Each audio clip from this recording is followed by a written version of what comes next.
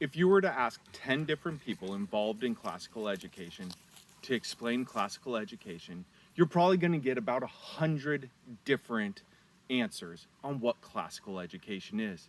Some will say it's learning Latin. Some will say you have to read Shakespeare.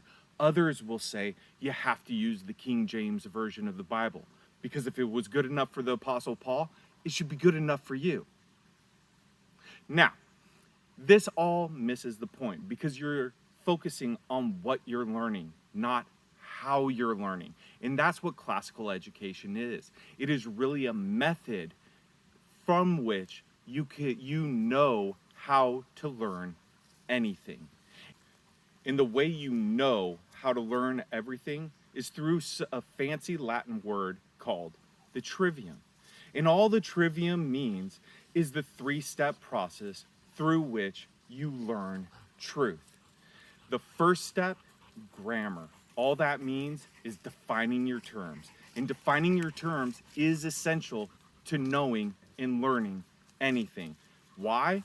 Because I'll agree with anything you have to say as long as I get to define the terms. The second step is dialectic. That's simply asking questions. Once you know what terms are in play, you can see how they interact with each other. And you can ask good questions to come to conclusions. Then you come to step 3, the rhetoric stage, which is simply arguing your position.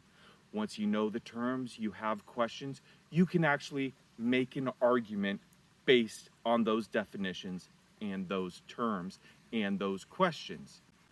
Now, a lot of people get confused if you jump into trying to explain this with Latin or with Shakespeare or even a Christian worldview using the King James Bible.